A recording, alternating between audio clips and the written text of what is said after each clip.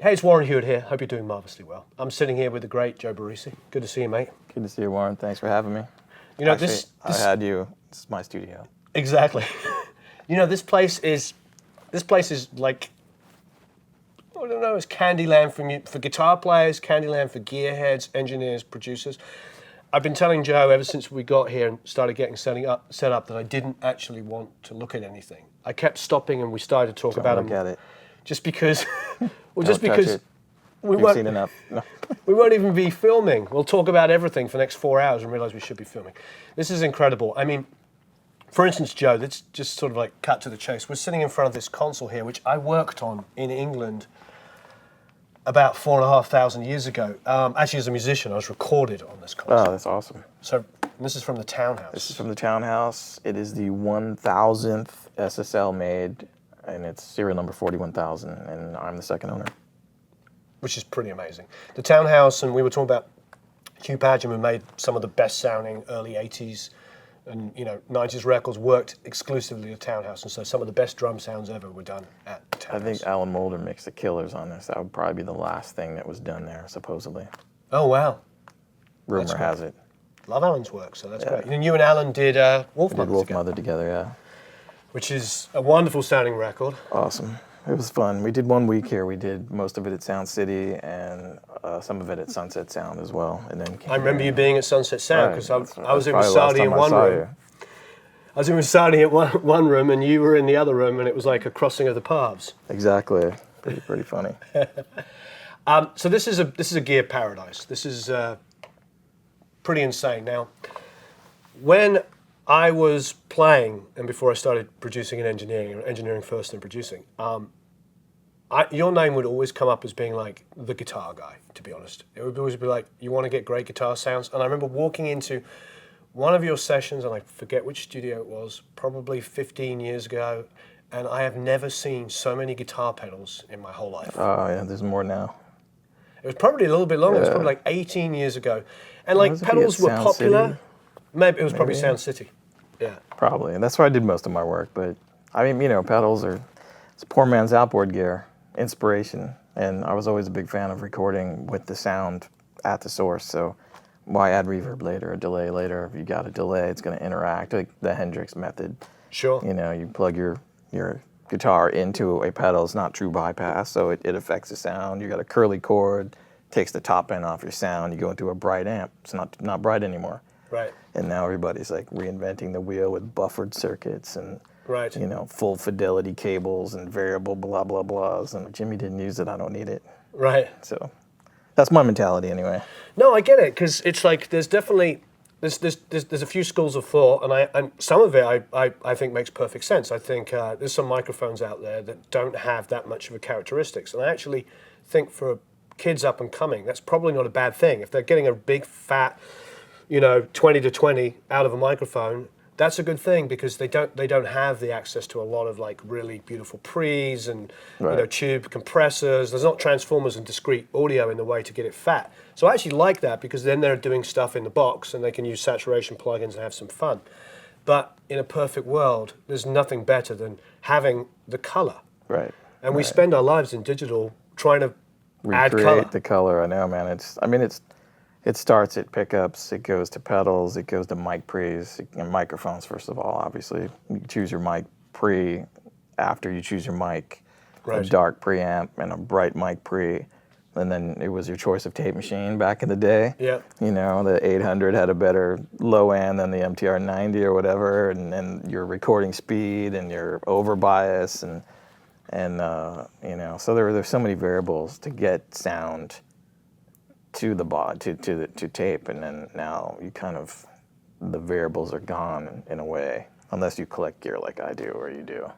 Yeah. So, Well, I feel when I think of your records, the guitar sounds being fantastic, the drum sounds being super fat without the need for a huge amount of verb and room sometimes. Sometimes your drum sounds jump out, like the Queens of the Stone Age records that you did, both the first one before they were unsigned, and of course 2005. Lullabies to Paralyze, and then some of Vera Vulgaris. I've worked on pretty much. And Caius, of course. Yeah, on the Caius records before that. That was an experience for me, because it was really capturing the sound of the band. Right. And it was the first time you always try to mic stuff up, but it could be an unorthodox. I mean, using the room, that's really where I learned how to use the room. Right. Capturing a drum sound without super amounts of close mics, and guitar sounds distant mic'd. And a lot of even the Queen stuff, we'd mic up both guitar players playing parts at the same time, and then using the room to create the space around the guitar sound. So it's interesting. I mean, room's kind of out of the picture nowadays. It's kind of weird. Just come with a plug-in. Yeah, it's tough. You have we'll go and look in a minute. You have a really good size live room there, which is not massive, but it's not massive, but it's got the high ceiling. It's tall, so it's deceptively long. Actually, it's having worked at Sound City most of my formative years. That was a very large room, but it didn't have a long decay time. And this room has a longer decay time than Sound City, even though it's a quarter of the size. It's tall ceiling, and the way I'm micing it, I'm using it for distance. And sometimes I build a drum track around the distant mics and just fill it in, and sometimes it's the other way around. So right. And these days, you're probably making records start to finish in the room. Yeah. I try not, even when I'm mixing other people's stuff, I try to put stuff. Actually, if you would have come 2 days ago, my Leslie was in the room, the Shure Vocal Master PA was in the room, there's a couple guitar amps set up, and I was reamping vocals through the PA and guitar parts and Leslie parts, so I'm still using the room in the mix, basically just trying to be different, I mean, it's easy to get a plug-in and put it on and say, here we go. I got the plug-in, I got the Joe Blow preset or whatever, but...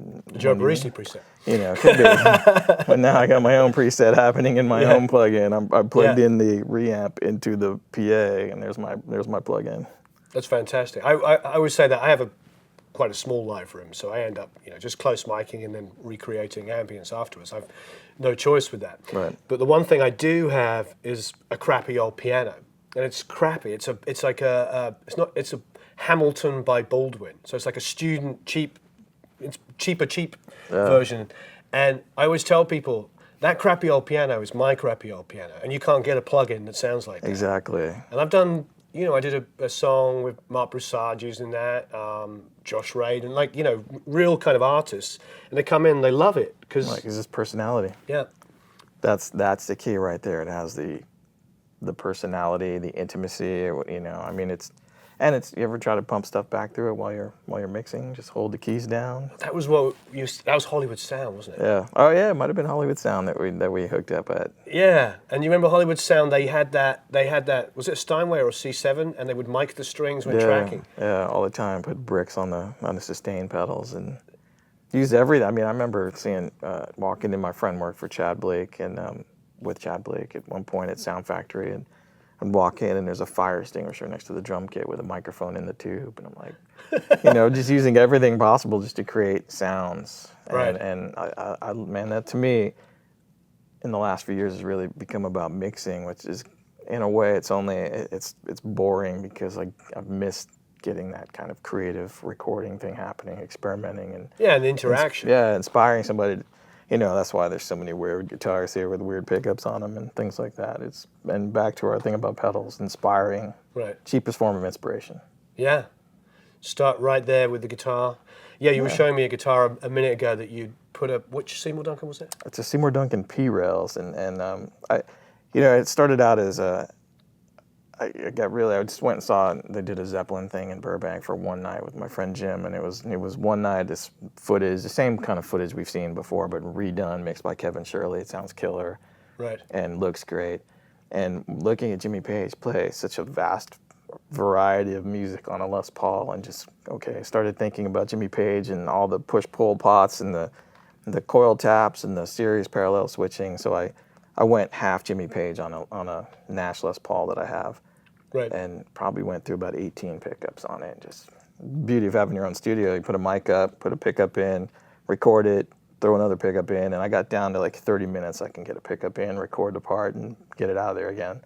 So in a couple afternoons, I went through about 18 pickups, and so I've been really into doing this crazy wire stuff. But Seymour Duncan came out with this pickup ring called a triple shot, and basically you wire the pickup to the pickup ring, and then the pickup ring just has an output and a ground. And it has two switches on it, and you can get series, parallel, or either coil separately. So you have 4 sounds instantly without all the push-pull pots and the rewiring. It's amazing. That's fantastic. Seymour Duncan pickups, to me, it's, you know, that was the pickup when I was a kid. There was, in America, it was the Dimancio Super Distortion. Yeah. That were like absolutely massive. And that was like Ace, you know, Ace Frehley played with a Super Distortion. They were the first real pickup company, I think, that I knew of. Because I'm from Staten Island, so is DiMarzio. So as a kid in a band, all I did was play DiMarzios. And then I kind of picked guitars for what they sound like. I really got out of buying pickups. I just bought a guitar because it sounded good. Stock. Here's a Les Paul, sounds good. Right.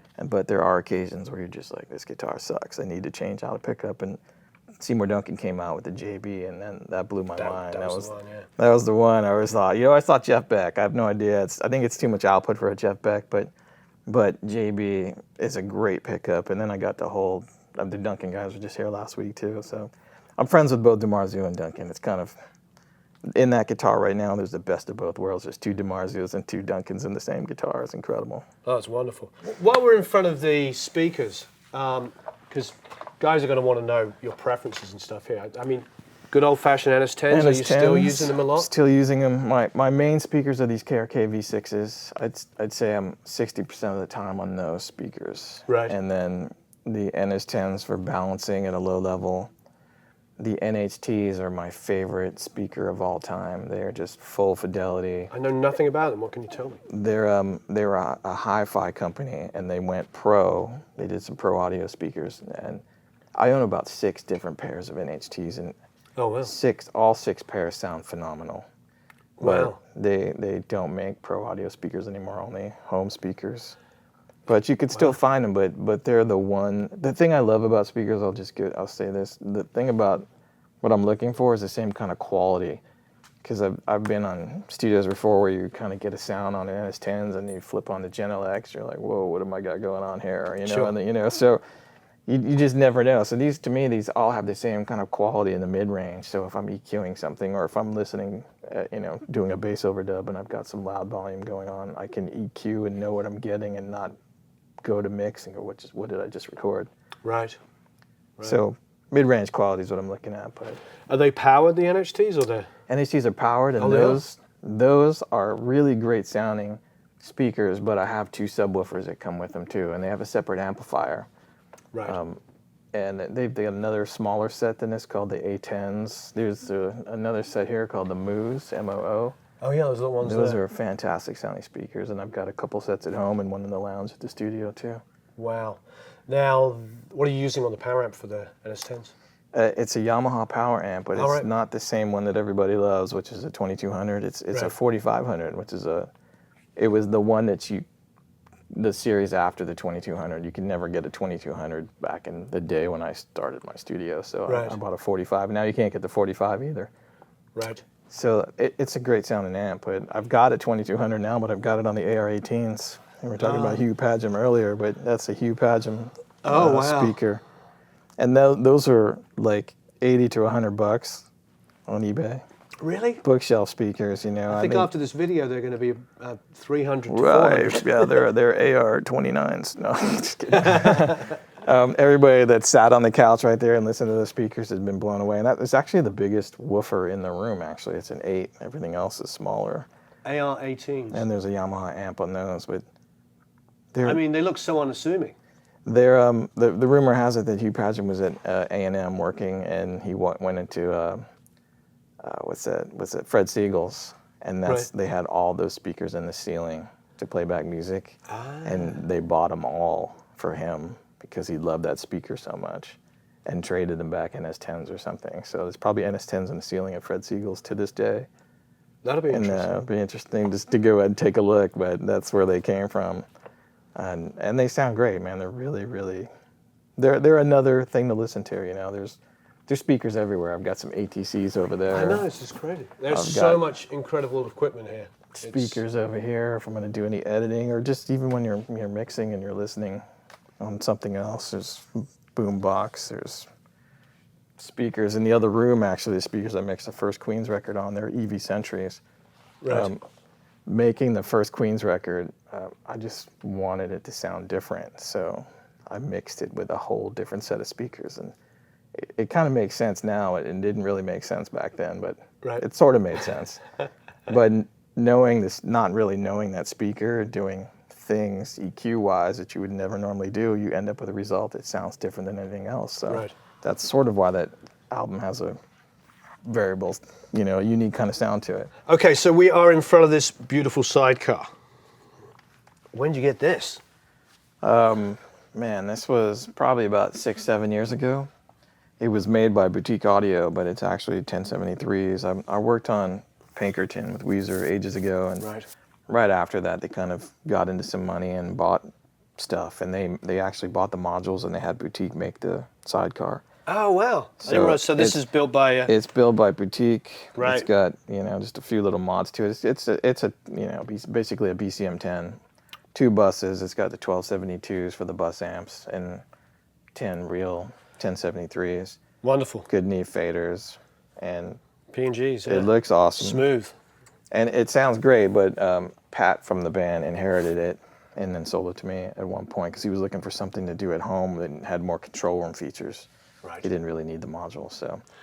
Yeah, I understand that. This is probably for us is like the ultimate 10 mic pre's in a box, but for a guy that wants a console, it's not going to like suddenly be selecting 15 different speaker setups and stuff like that. Yeah. What's weird about some of these things though is you don't get the phase switch when you bus, which is kind of ridiculous if you think about it. Right. So, because evidently the bus gets tapped off before it goes out of the module phase switch and comes back in. So, I used to just go direct out into the console, small faders, and that's how I would track everything. Right. But now I had Ken Hirsch at Orphan Audio build these. This is a 10x2 quad 8 console basically. So it's a little summing mixer so that I can either go direct out of the Neve, or if I want to bus stuff together, I'll just patch the Neve into that and I can bus guitars together, drums, kicks and snares together. Oh, it's fantastic. And it sounds great. It's all quad 8 stuff, transformers, everything. And this Overstayer here. That guy I've been hearing crazy shit, man. He makes, that's basically kind of a 312-ish mic pre, and it's got 1 knob compression with 2 ratios on it, and attack and release is fast, and a tone knob for EQ. That's everything crazy. Built into one, but he makes a saturator and another compressor that I have down here. You're going to be like the 4th person I know that's flipping out over this guy's stuff. And we're trying to make a pedal together, actually. I've been building a bass direct box and using some of his ideas, and we're trying to come out with our own thing. And then some Brent... old BAE 312, which is I prefer the 312 to the 512 for whatever reason. Maybe it's because I used the 312 before I ever used the 512. Right, I agree. So it works. A couple more Neve modules down here. Right, I'm going to cherry pick the stuff that I've never talked about, or I'm not quite sure what it is, so you can educate me. Okay. These quad are... 8. Those are Electrodynes. Oh, Electrodynes. Yeah, Electrodyne Mic Pre's. Are these the new ones built by Ken Hirsch, Orphan Audio. Right, fantastic. Yeah. I've been in a couple of places that have been raving about these. Yeah, I use it on reamping bass because they're aggressive sounding. Oh, wonderful. Really good, and great on a snare drum, good on a room. And then these are the quad 8s here? Those are quad 8s. I've got a bunch of them. So they're kind of, the way I've got my stuff kind of routed is these 2 preamps feed these 2 EQs. So there's a channel strip. Right. And then this mic E feeds this EQ. So it's got mic pre-compression and EQ. Right. This is just a EQ that's sitting there random if I need to patch in. And then these 2 are JLM Audio. It's an Australian company. And these are really great opto compressors. And they feed these 2 EQs too. So that's wonderful. So you have these kind of permanently patched. Yeah, they're just channel strips for me. Oh, same thing with so I've got some other quad 8s down here, and there's a lot of quad 8 floating around here. Well, how did you get into quad 8? It's just one of those things where you're looking for alternates to a Neve, We were talking about Daking earlier, and that's sort of the Trident kind of vibe, and then you read about quad 8 and it being sort of, to me, it was a half hybrid between, it had the clarity of the API and the guts of the Neve, so I was like, why not? So I bought some EQs, and they were, these basically, it's like same frequencies as an API 550, but inductor based, I guess, so it sounds different, but really, really musical. So then you start experimenting with their mic pre's. And then Ken's a friend of mine. He lives near my parents. So I stop by there, drop off gear to get fixed. He's always giving me something weird to check out. Well, we just quickly jumped over. I think we need to spend a couple minutes on this because this is Jeff Daking's pre's, as you say, based on the Tridents. This is personally, I was telling Joe my favorite vocal sound I ever got was with one of these exact pre's. And he doesn't make this format one anymore, but this is an incredible sounding pre. Yeah, yeah. It's even weirder to me that it just showed up on my doorstep one day in this. He shipped it in this road case, so that's a test to his build quality. Cause Oh yeah. there was no packing material. It was a cover, and the power supply is built in the back part of it, and it just all chained together in a road case, and it just showed up like that one day. And it's never been broken. So I mean, it was shipped across the country. And you said you've had it, what, 20 years? Yeah, probably like 18 years. It's incredible. That's and amazing. The compressors are really transparent, and they're not super aggressive, but they just control without coloring, which is, for most of my stuff, is a colored thing. Sure. But they're sometimes on acoustic guitars or on a mix of an acoustic track or something. Right. Right on the bus itself. It's really wonderful. good. And then going down here, what do we have here? Those are Flickingers. I will say this, and I hate to say this to anybody, but honestly, it is the best EQ I've ever heard in my life. Well, the thing is about the Flickingers is they're a little bit of a holy grail for me because I work with Jack Douglas, and all of his records that he made, that are the best records he made, were all made using Flickinger consoles and Spectrasonics. Spectrasonics was one of the biggest console manufacturers of the 70s. They were huge. Yeah. And they're still in business, actually. Yep. And they're still making stuff. There's a 610 here. I have a 610 as well. There. Yeah, I love it. I've worked on Spectrasonics consoles before. They're very aggressive and punchy. Yeah, I mean, it's Toys and Rocks. Yeah, all those records were done on Flickingers and Spectrasonics. This EQ is so unreal, though. It's made by my friend, so it wasn't made by Flickinger. He had the components, all the parts from his console, and he went into business and made some. But what's the name of his company? It's just my friend Pete. Right. So, but they're so good. I can't even explain it, man. They're completely variable. So you have to use your ears instead of, here's a presets. Yeah. This is 12K, this is 10K or whatever. Right. You got to use your ears, and they're super smooth, and That's they weren't cheap. I've got some other Flickingers back there actually that look like Pultecs, and they're pretty awesome too. But these destroy that.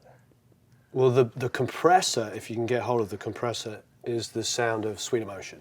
Yeah, That's the bass sound. I've never seen the compressor, but they've reissued the Mic Pre's now too. This is Bill Skibby. He's made these I've seen guys. those. And man, I gotta say, they're really good too. They're different. If you're looking for something that's a different sound instantly, like we're talking about coloring Mic Pre's, they're phenomenal. I mean, they need the pad. There's so much gain in them. Right. But with an old low output microphone, ridiculous. It's like a whole new level of low mid coming through. It's really, really great on bass, great on a different sounding guitar. Yeah. Yeah, we had his compressor. He built the compressor and we used it on bass on Tom. Because was it good? Yeah, it was fantastic. Awesome. Yeah, I've seen it on this website, but there's so we used it on the bass coming in, and then when we were mixing, we took the retro and used the stay level? Or the stay level, but he added, which is really great, is the high pass filter. Oh, okay. So you go up to like 250 and you just let it breathe through there. And because we hit tape before we were mixing, it just, Awesome. Those two things together, just phenomenal. Yeah, really, really changed everything. Yeah, I'm really impressed with that. And then of course, some wonderful stuff. Well, actually, you know what? I was going to ask you about the Abbey Road, but a lot of people probably know about this. Is this a real pie? Yeah, those are real pies. I had a pair of these back in England and we don't know where they went. The reason why I say are they real is because I've never seen a pair of pies look that good. I mean, I can see a little bit of wear around here, but otherwise those are in like mint condition. A little bit of dust going on there, but That's this sort of like, what happens in the morning is the sunlight comes in and it hits this first, and like a halo effect comes around. Pies are probably the fastest compressor known to man. Yeah, incredible. I mean, they're legendary compressor. We had a pair and we used to just put them on a mix bus because those were the only good compressors we had. We had an old Soundtracks console. Oh yeah, our first Queen's record was a Soundtracks. Yeah, and I just put those on it and just tap it away like this. Yeah, just a percussion, room sounds, guitar sounds, incredible. In New York, I worked with Jason Casaro quite a bit. He was a huge Pi fan, and Avatar always had back I then think it was- everybody's a huge PYE fan. There's just not enough out there for us to all have them. Yeah. I actually quite like the Waves plugin though, believe it or not. Oh, the Waves It's just- plugin's yeah, good? It's good. It's not exactly that, but who knows if mine is exactly that. So I don't Yeah. know. I like mine, but when you need more than two, the Waves did a good job with that, and the Helios as well. And they do with the Helios? Yeah. I've got to try those out. And then what's this to the left-hand side? Those are NTP compressors. I don't know They're this. mastering compressors from, they're Danish, I believe. And again, I got a check. Howie Weinberg was mastering a bunch of stuff for me at one point, and he was using them on the mix bus in New York, and they sounded awesome, so I ended up buying a pair. Wow. And there's the actual, I found the meter too, and one of them's broken right now, so I need a schematic. If anybody out there has got a schematic for the old 179, 120, you just let me know. Yeah, when I rebuilt my CADAC console, it took us months and months to find schematics for it. And the reason why I want to go to this is because this is actually one of my favorite guitar compressors. Yeah. If I want to get that 70s kind of kind of Fleetwood Mac-y thing, I use that. LA3As. There's just something about the spank on them, and they're On also vocals dumb as well, too. on vocals. Oh, yeah, it's really great on vocals, even after an 1176 or something as well. Really? Yeah. That's a good tip. I remember mid-90s, you could probably pick up one of those for about $200. Actually, I was in Guitar Center one day, and this is an LA4, which Yeah. is not near as collectible. Yeah. But there was probably 6 of these things sitting there for $200 each. Oh, God. I just bought one because I never really liked the LA4, but Right. it looked cool because it was black. Yeah. But Yeah, these just over the last 10 or 15 years are just rocketed up in price. There you have the Spectrasonics. 610. That's 610. a newer one, actually. Yeah. I think I bought it maybe about 12 years ago.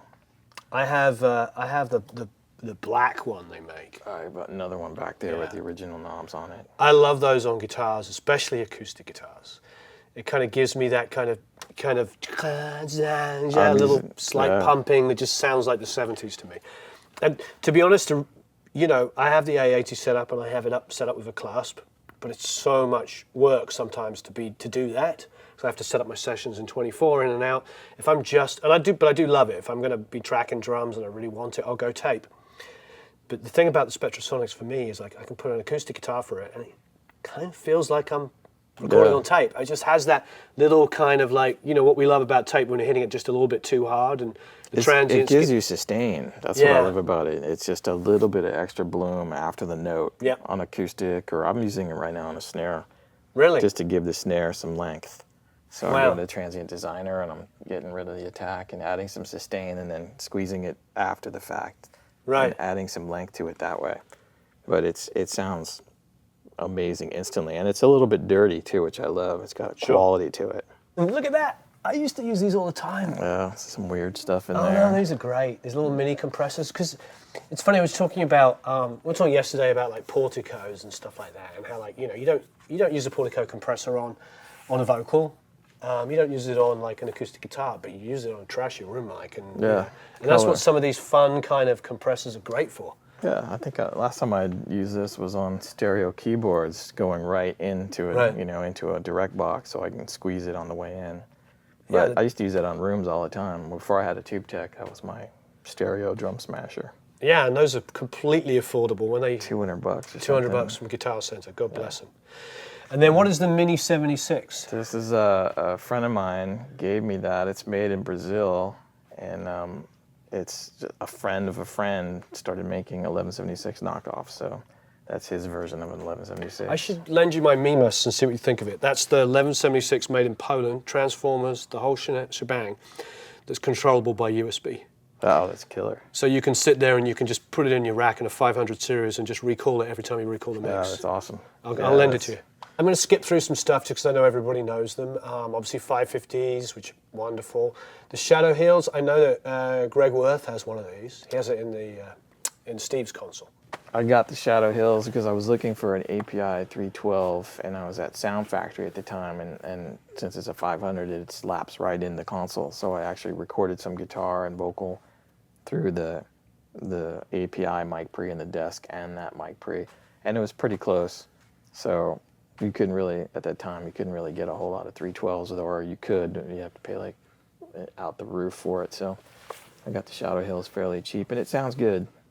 Right. But now I have some real Brent Averill 312, so What's cool about this is, though, this is a chain for me as well. I'm running it into this BAC compressor, which is a really aggressively cool, tons of gain.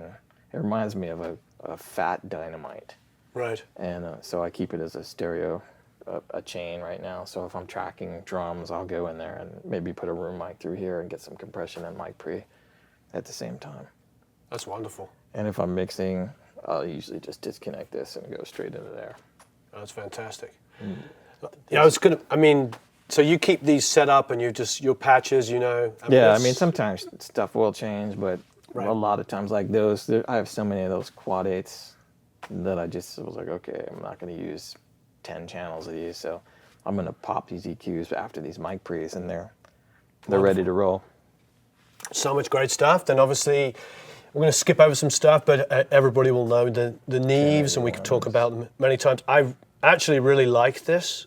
I have one of these. Yeah. Because I love this feature. This is pretty amazing. Yeah, it's good. And I like this feature too. Yeah. When it's out of the console, it's nice to have the output. Yeah, just to be able to, like, for me, Neve was always like, you know, turn it up. Oh, it's distorting. Click it back one. Yeah, I went sweet spot, man. Yeah. Which is, this is I had a conversation with somebody yesterday about calibrating your Pro Tools rig. Like, you ever notice that you're always recording with your mic pre's all the way down? Yeah. Well, they don't sound good there. Yeah. This particular mic pre sounds good right here. Yeah. But you're blowing up the input of your Pro Tools rig. So calibrate your Pro Tools rig to like -20 or something instead of -16 or -14 or -18. So on my Pro Tools rig, I had, you know, the 192s, you can have 2 input cals. Right. So I've got -18 and -20. So if I'm tracking, I'll go to -20 so I can turn the preamp up more. Nice. Get some of that. Now I'm going through a tape machine, so I can turn the preamp up more anyway now. Right, that's fantastic. Yeah, it's a great feature. That was the first thing you end up sort of your output about here, and you just, because it's like audible distortion. You come down one, you know that it's still driving and adding second and third harmonics, but they're just on the verge. Yeah. I always love that. And for doing vocals, for me, you know, especially if you're working with a familiar singer, I mean, to be honest, I would just sit there and go do this between lines, knowing when somebody's coming up. And having a fader right next to you to ride a vocal for performance is great. Well, there, talking of English stuff, and obviously this is German stuff, but very famous for being used in England on a lot of the Beatles records. You have V72s and V76s here. This is pretty. V6s are my favorite ones, but I have 572 or 472s and 172A, and they're just really great sounding mic pre's. I mean, this is one of the best vocal sounds I've ever heard. V76 with an 1176, and if there was an EQ that had 76 in it, maybe I would use that too. But I was mixing a record in England, and I traded some money for those. Just keep the cash and just give me the gear because they were so amazing. Oh, wonderful! And that's where I got turned. And where are you using them most? Vocals or bass. I don't have the direct input hooked up to them. A lot of friends of mine say they've been using them as direct boxes for bass, but sometimes I'll run a bass DI into them, but I don't use them as a DI. But a lot of times vocals and sometimes rooms or a particular ambient guitar mic or a guitar solo 57 through one of these guys and a little compression following. It's just a really, really fat sound. Wonderful. Yeah, they sound amazing. I mean, when you listen to a Beatles record and you really break it down from a production engineering standpoint, even some of the most complicated things, you're only hearing like 4 or 5 instruments going at any one time. And they're just, the tones are massive. Yeah, 4 tracks too. Yep, 4 tracks. Tech CL1B, I know that's a favorite for many people on vocals. Yeah, I'm using it on bass actually, or sometimes I'll put it on acoustic guitar. It's got a little extra wispy high end, it makes it cut through. Wonderful. And then some more BAE stuff here. Are those Calrex? These are Calrex, yeah. I love Calrex. Yeah, me too, man. That's what I used to use for overheads all the time. Super clean, high end. And if you love the Daking stuff, this is the same kind of top PQ end. 1061s? Yeah, PQ15s, I think. PQ15s, yeah. I love Calrex. I have a pair of 1061s that came from a BBC console. Yeah, I mean, I did some research, and at one point I heard that the BBC was having Neve and Calrec and Audix. That's correct. Make stuff, and then so I bought these from Vintage King. Actually, I probably bought 10 pairs of them, I kept a pair and gave them to Brent, and he racked them, and they're awesome, man. And actually, his DI is the best guitar DI I've ever heard. Oh. I've tried, believe me, when you're off, you just try everything out. You know, you try sweet spots on mic pre's and, right. you know, 1/4-inch inputs on all this crap. And then as far as recording direct goes, that's an amazing sounding DI through that. Unbelievable. I can believe it. That's wonderful. And I don't know Aurora too well. Oh, it's Jeff Tanner. Oh, Jeff Tanner, Yeah. of course. Yeah, he always makes great stuff, man. I love Grandmaster. It's one of my favorite studios. And he was building stuff out of the back. And pound for pound, this thing is amazing. He was building stuff out of the back of Grandmaster? Yeah. I didn't know that. He would repair the desk and repair Neves in town. And his company is Aurora Audio. He builds a little sidecar that's awesome. I'd love to. I haven't been back to Grandmaster in years. That's the craziest controller in the world. I know, man.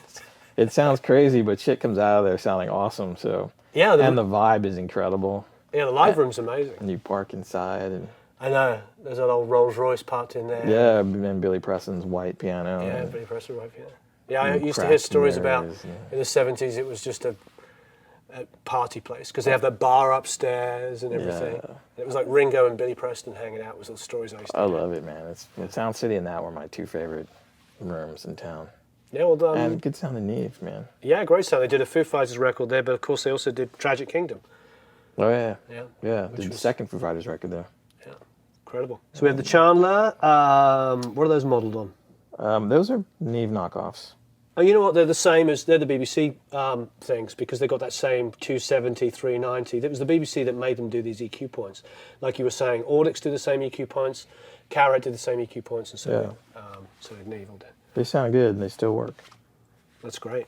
And then what those are are Quad 8s as well. Quad 8s? Quad 8 Mic Pre, and this is a really, really cool EQ. I think they call it a Cinema EQ.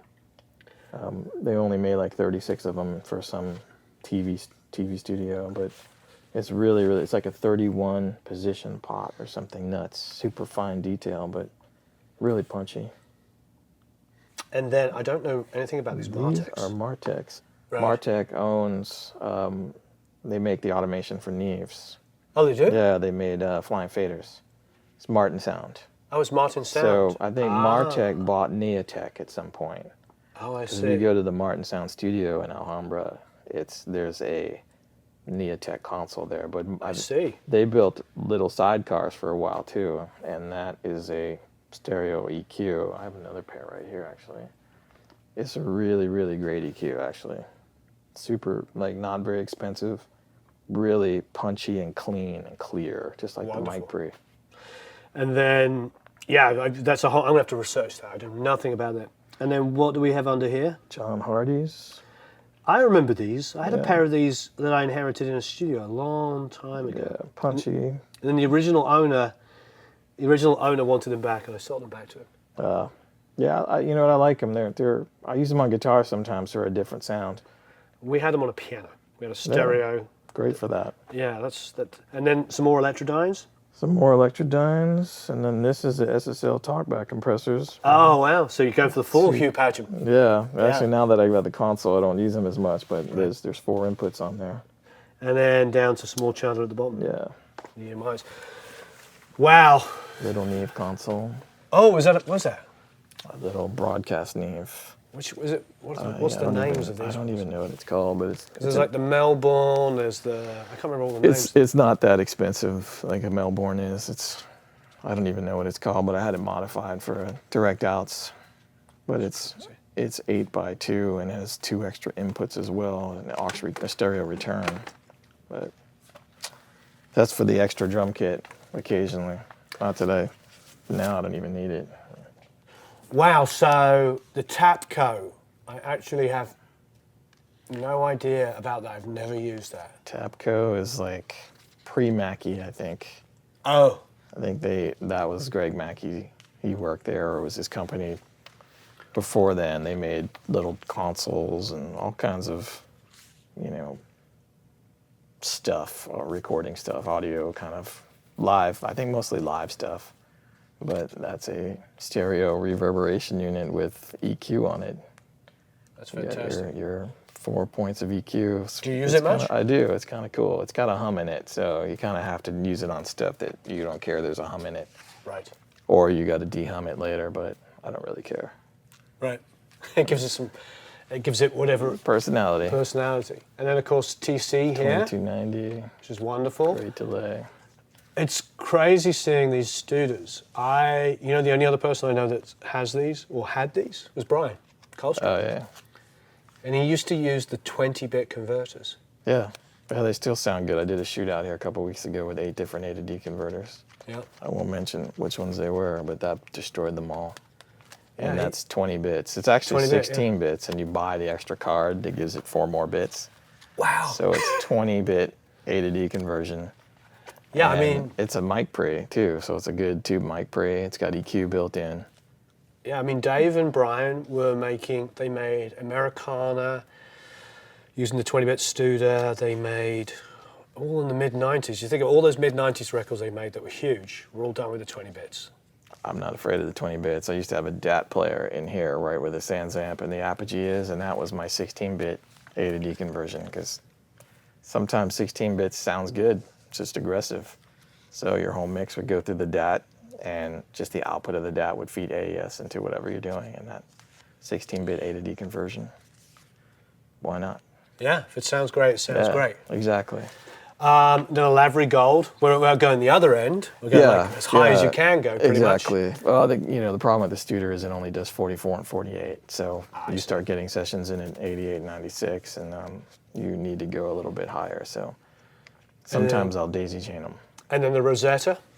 The Rosetta was my first A to D, D to A, and it's good, but I don't use it as much anymore. I have a Lavery Blue that I print to. I really like it. Oh, yeah, it's awesome. Yeah, I use the Rosetta on the output of the Master Link actually now.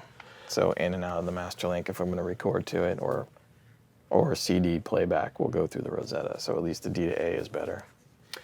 And then what are those at the top? Those are Quad 8 passive filters. Wow. That a friend of mine wired up, and they're passive, but they actually add gain. So right now, I'm cutting 50 hertz on that first one, but if I put an oscillator through there, it's boosting 50 hertz about 9 dB.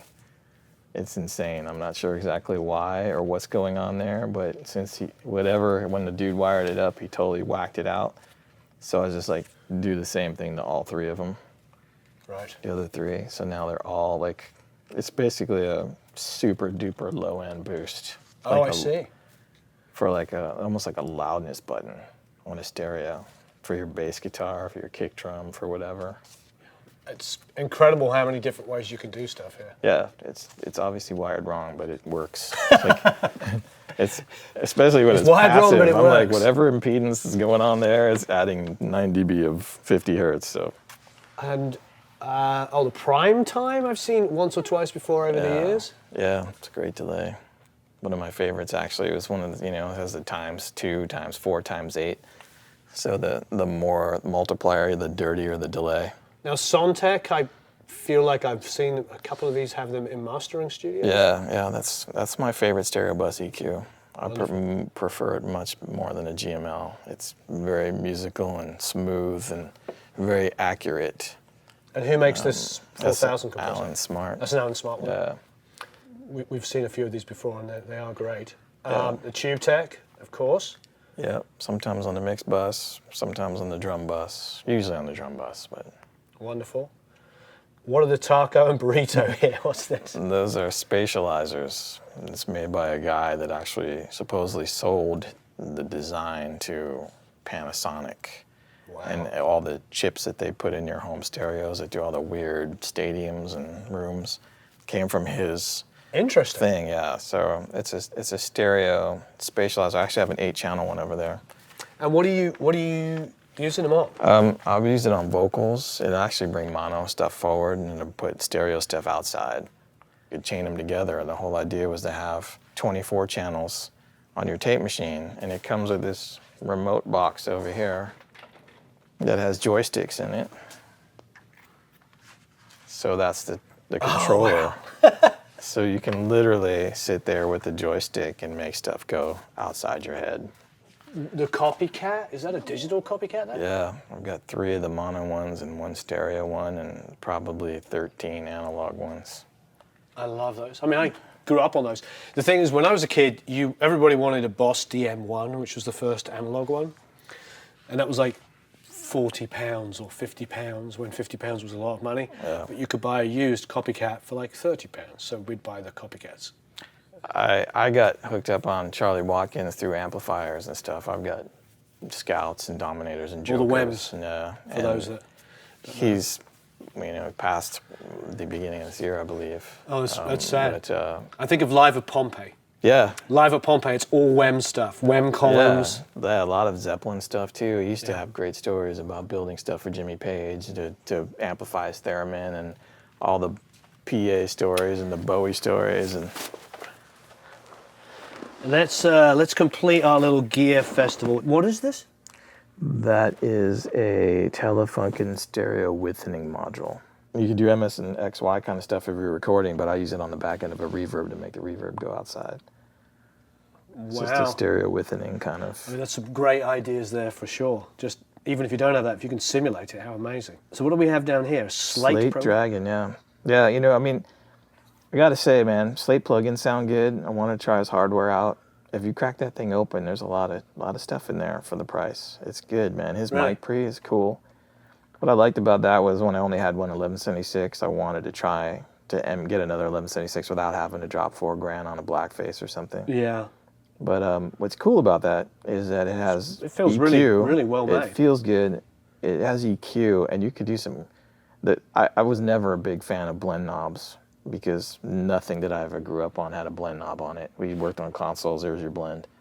Sure. But this thing goes so extreme that mix knob does work really well. I feel the same way now. It makes my life easier because I don't have 18 channels of parallel compression anymore. I can just right there, and the EQ sounds good on it, you know, and the saturate is okay. I wasn't really into it for the saturation, but it's a good piece. Compex, pair. I got 4 of them. Oh wow, these are one of those things you don't see very often, and greatest compressor of all time. Yeah, and you have to know how to use them. The learning curve on these. They had them in a studio in Indiana, and the first time I ever tried one out, I was like, this is the biggest pile of, and then like an hour later, you're like, don't touch it. Yeah, man, I've got 4 of those and 2 Compex 2s and then a couple other weird Compex things, but to me the most aggressive... I'm afraid to touch the knobs because you may have set them up perfectly. It didn't matter. Because they're a little bit of a learning curve, but when you get into them... The EQ alone is worth it because it's so surgical and narrow, it's incredible, and man, it's just a vicious freaking compressor, man. Definitely has the sound. I know, amazing stuff. But I very rarely see them. So, have you had these a while? I've had. I mean, when I was buying this shit, man, they were $250 each. Now they're $2,500 each. Yeah. Nobody wanted them back then. But. And then, what do we have down here in our last? The very bottom is a pair of Crystal EQs. They came out of the studio called Crystal, which was on Vine, where Stevie Wonder did songs in the Key of Life, and Jackson 5 War recorded there. And they had custom consoles, and it's kind of cool because it's almost Pultec control style, where you have a boost and a cut for the top, and a boost and a cut for the mid, and a boost and a cut, so you can actually get some crazy Pultec style curves. Wonderful. Out of the EQ. That's really incredible. These I've been seeing a lot. People love these Maags. Man, yeah, I just got those. Those Maags, sorry. They're good, man. They're. I mean, the airband is so awesome and they're punchy. I just tracked some tellies and strats through them. I've got to try them out. They actually wrote to me and said, "Hey, try them out." I just haven't had a chance to try them. And of course, we were talking about the Flickingers. Yeah, really good. And then next to that is these JLMs. JLMs, Australian guy. He makes kits. You can actually build this stuff. It's not very expensive. Oh wow. Super well made, fat transformers. But the optos back there, I've loaned those optos to a bunch of people, and everyone's bought them. This pair is a pair of FETs, and they're good too. That when I got them, I was like, man, I just wish they were more aggressive. And he just wrote me back. He's like, just clip this resistor. I'm like, clipped it, and there you go. Super aggressive. Fantastic. And then two mic pre's. Check this out. There's two different ones. One's an EMI Neve style, and one is just a dual op amp. But this knob here is your variable impedance. Oh, so you incredible. can go from super tight, chunky rhythm to super loose as you change the impedance, like you can do on the Neve. Only this is variable. So I can sit there and dial it in. It's pretty incredible, actually. What's this? That's a Komit compressor. Just kind of a famous, weird, you know, Eddie Kramer loved it kind of, and then Radial bought the company, I think, and put them out. This is an original one. It's kind of an aggressive, almost like a 525 API kind of. And a Little Labs VOG, Voice of God. I have one of those, yeah. Which, I love that on distorted bass and stuff like that. On distorted bass? Yeah, I can clean it up and give it a note. Fantastic. So probably in mixes, probably saves. Yeah. When somebody's folded in too heavily and... Yeah, man, just, okay, I got no definition, so... And there's some retro we were talking about earlier. Yeah, I actually owned an original Stay Level and I hated it, so I sold it to Rye Cooter. And then I met the retro guys and they're like, you should try Stay Level, and I argued that I would never have one ever. And then they're like, okay, we're just gonna send it to you, you should just try it out. And they sent it to me and I was like, maybe my original Stay Level just sucked, because this one is awesome. Yeah, probably what it was. You know, that's the great thing about guys that are going back and rebuilding this stuff, and they're just putting the love in it. Yeah, it's just a great piece of gear. I mean, what I changed a lot of times is vocal compression, and I'll go between the Summit stuff and the retro, sometimes at EMI.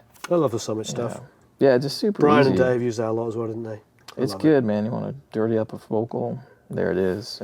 And the Overstayers again, we talked about those earlier, wonderful things. Yeah. I'm going to have to check him out. This is awesome. This is instant balls, obviously. The saturator is phenomenal. When I was mixing Slipknot, I was putting it on the kegs and stuff, but if I want to put hair on a bass, it'll blow your mind how good it is. Wonderful. And then this is a compressor. This is the old style stuff. He's got much more modern looking, cool, newer stuff now, but the same guts.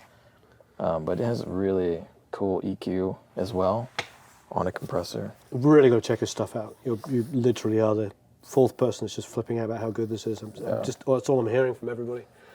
Haven't heard a negative word. It's great.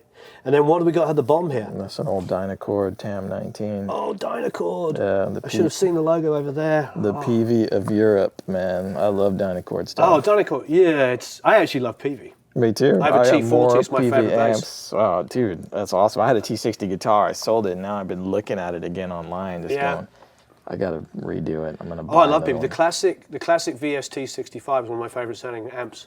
I call them Mississippi Marshalls. I've got VTM 120s. I've got more PVs than you can imagine. Yeah, I love PV stuff. And it's built to last for about 4,000 years. Dude. So here we are in the live room. I love the PCMs on the back there. For a bit of Pagem. Exactly, and check this out right here. What do you got? Oh, wow, yeah.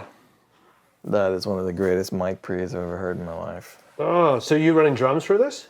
Usually I run everything through it. If I'm not running the Neves, I'll bust sometimes. I'll bust guitars through here, kick and snare. I'll do a whole separate drum kit through this thing. This is great. It's only 16x4 is the only bummer. So, yeah, you know. It's that's amazing. Old school, man. But they had one of these in Indiana, and they had the bigger one with all the flick EQs where you just kind of like switches. Yeah, those Angus EQs kind of. Yeah, they were amazing. Oh, it's such a cool thing. On a snare, sounds like Soundgarden, Instant Matt Cameron. I've seen enough of that one. Don't look at it. Don't even look at it. Check this out. Listen to the sustain. Oh, wow. PV 48 volt supply. That's wonderful. $10. $10. 4 channels. God bless them. It's amazing. I mean, people laugh. No, you know, we're cut from the same cloth with that stuff. I love PV stuff. The amps are phenomenal. I grew up playing them. Yeah. And then when I got onto, I love Marshalls, don't get me wrong, but when I got onto other alternative brands, I'm like, what was the big fuss about? Yeah. Because I always thought, you know, when you grow up playing a PV amp, you think, oh, well, you know, can't quite afford the real one. Right. And then you get on the real one, T60, you're like, I was like, wow, this is a shitty guitar. I need a Les Paul. So I sold my T60 for the Les Paul. But then you go back and realize my T60 was like It was amazing. Awesome. It had crate pickups in it. It had the cool coil taps and the phase switches already. Fat bridge, infinite sustain. Like, You didn't if I should have realize. just shaved it down, it would have been a great guitar. But Yeah, you don't realize because they are so overly engineered. My T40, like, you cannot stand and play it. It's like, it's so heavy. But you sit down with it and you hit a note and you go, dong. exactly. Solid low end, dude. Head of the curve. I got a lot of PV shit, man. Yeah, no, we used a lot of PV on the early Queen stuff too. Yeah, I believe it. I believe it. This is the period I'm talking about. This is the exact period. This one is tube preamp, tube power amp. Yeah. A lot of them later on became solid state preamp, tube power sections. Well, that was mine. The same series, the vintage tube series. Mine was the Classic 65 when they were still black, still had the white, grey, and blue knobs. Yeah, yeah. So they did the Classic would have been the 50 watt. Yeah. And then the next one up would have been the Rockmaster. The Rock. That would have been the 75 watt or 100 watt, and then this is 120 or something stupid. Yeah, they made like mass. Didn't they make like a 200 as well? They made some huge things. Wow, I mean, there's some great stuff here. Is this a Selma? That's A Zodiac. True voice. There's shit everywhere. There's Watkins stuff back there. There's Watkins stuff under here. I just got that Serwin Vega from a friend of mine. Serwin Vega is kind of like acoustic. That's what John Paul Jones used to play. Serwin Vega cabinets and acoustic 360s. Right. So that's an actual Serwin Vega head. That's almost like an acoustic 370. Wow. That's pretty awesome. And what are this? Oh, the Watkins. That's an old and a new Dominator. This one here. This is a new one? Yeah, serial number 1. And who's remaking them? This one Charlie made. Now they're redoing them so that they look like the originals. This is a whole different amp, but it's phenomenal. I bought 3 Laneys for $750. This is the one here. Before anybody knew what a Laney was. Yeah, well, they still really don't. We're going to suddenly send the value even more up. This amp here, people. Oh, no, is this the 4-input one? That's a 60 watt Plexi supergroup, and there's a 100 watt supergroup next to it. It's actually the one before the supergroup. Oh, okay. It's the 60, or I think it might be a 70 watt. Anyway, that's the sound of Black Sabbath's first 2 records. The clip, that's what they made for I Own Me Later. They put his distortion circuit in the amp. It was his childhood friend, and he's never left them. That's awesome. Yeah, so it's like his childhood friend made the amps, used them on the first couple of Sabbath records on these ones, and then went on, This one is a 4-input. I think Paul Gilbert's a Laney player as well. There's a couple of modern guys that get it and understand it, but this is, they used to call it, the poor man's Plexi. But you open it up, it has, what's the transformers? Probably a Partridge. And it's still, to me, the best sounding guitar amp ever made. I love it. I've blown this one up 4 times. Each time I've taken the tube socket out. Now it's got all new tube sockets in it, but the plate voltage is like 150 times more than a Marshall. Right. It's so hot, you got to find the right tubes for it. Otherwise, it'll just blow up every time. But they sound amazing until they blow up. They sound amazing. They look amazing as well. It was such a... Wow, what an amp collection. We could talk about this for a week.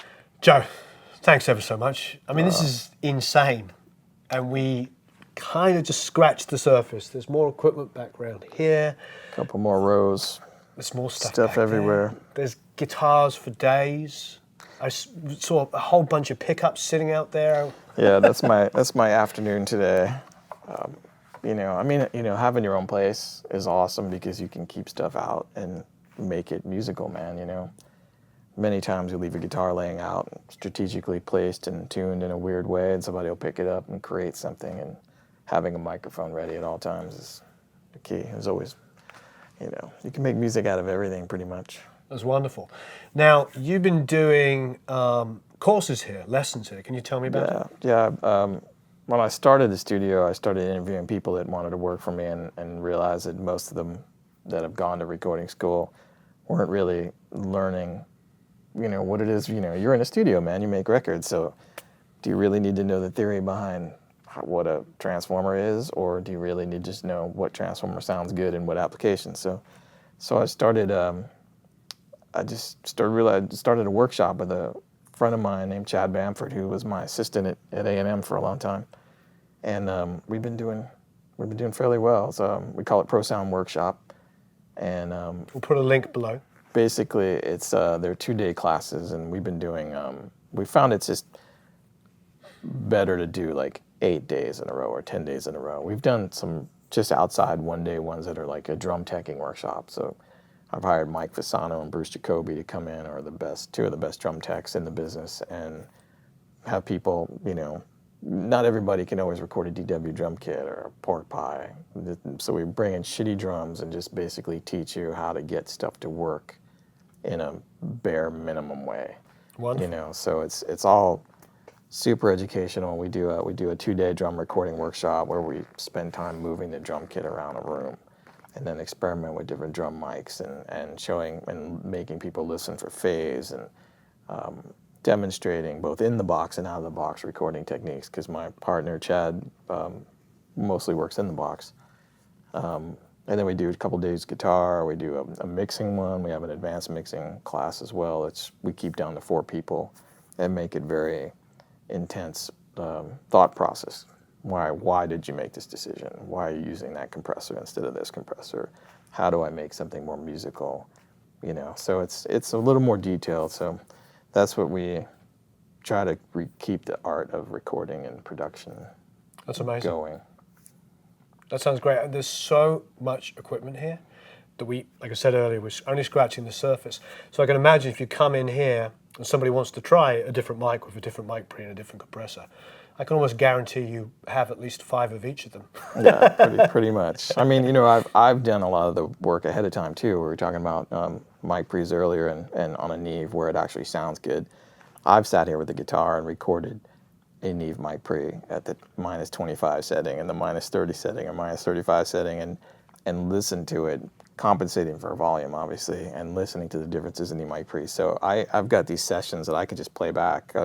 Right now I'm changing pickups and guitars and I'm recording every pickup so I can actually play you back the audio. Here's what a 59 Classic sounds like in this guitar. Here's Wonderful. What this sounds like in this guitar. So that's amazing. It takes the guesswork out of it, you know.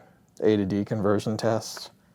It's amazing. That's how we learn our, you know, I mean, it's just really easy to become stagnant and into presets. So for me, like plugging in guitar pedals and, you know, mic pre's, doing eight A to D converters in here in one afternoon was awesome, you know. That's amazing. And it's like we're talking about, you know, these days, it's amazing that I can open up a session and I can choose, you know, the best piano recorded in the best place in the best world, the best amp simulator of this, that, and the other. And that's incredible. Unfortunately, everybody on the planet has the same amp simulations, exactly. The same pianos, the same drum samples, which is great. Try to be unique. You know, if you could take that same sample and put it through something else. I remember it was a turning point for me when I was working on some demos on Weezer, the Green record, and we were working in the singer's garage on a Mackie 32x4 or whatever it was, or 24 maybe input, and just doing really simple demos, but no outboard gear to mix with. So what do you got? A big muff, okay, plug the big muff in, put it on an aux end, put the kick and snare and the bass, maybe some vocals through it, and get these crazy demos that sound good with just minimal outboard gear. And then Rick Ocasek going and doing the album and trying to recreate that vibe, you know, and right. It's just so it comes down to, okay, it's unique. So the same thing, I say the same thing with plugins. I love plugins, but I can emulate that with a piece of gear first instead of everybody using the same Echo Farm plugin or whatever. Mm-hmm. Why not plug in a Watkins delay or an Echoplex or a shitty little echo pedal, or make some echo, you know, mic a room, pump it through a speaker, mic the room, put it in your bathroom, put it through a garden hose, you know, anything, make it different. Your timekeeper, garden hose. Exactly, I've got one back there. We didn't get to that as well. We're going to do more videos with Joe, I guarantee it. We'll ask you more about how you record and, you know, tell us a bit more about this program. How often are you doing it? I was doing it maybe 2 or 3 times a year. Right. It really has come down to between records, and my partner mixes for Guitar Center as well. He does Guitar Center sessions, so in his schedule. So we usually book out a good 8 or 10 days in August, and that allows, you know, people from Europe, if they want to come over, and they can stay here for however many they want. Dave Pensado's been great about plugging it on his show as well. Great. So we've had a lot of people from South America. We've had kids from Russia, Canada. We had a kid come from Japan the last time around, Germany. People from everywhere. It's been really good, and it's very rewarding to actually, you know, and it's a follow-up too. I still get kids from Venezuela and Scotland and wherever are sending me emails going, all right, hey man, what do you think about that? Or can you check this out for me? And I'm happy to do it because I want people to make better music. Yeah, I agree. I'd rather them go, hey, you know what? I've never thought about it like that before. So Yeah, I agree entirely. Well, it was wonderful to talk to you, mate. great to talk to you too. Thanks for having me. Yeah, and I definitely want to do more. Please, questions, comments below. Ask us anything. If there's stuff that's specific to Joe, I can always hit him up if it's like a really cool question about, especially some of this amazing gear he has. And most importantly, give us your experiences. If there's stuff you've used or ideas you have, let's share them, because it's great where, you know, talking about miking drums in different places, you know, guitars, different pedals, any of that stuff, it fascinates me, and I also learn stuff and pick up tips. So please get involved. As ever, go to producelikeapro.com, sign up for the email list, and subscribe, and thank you for watching.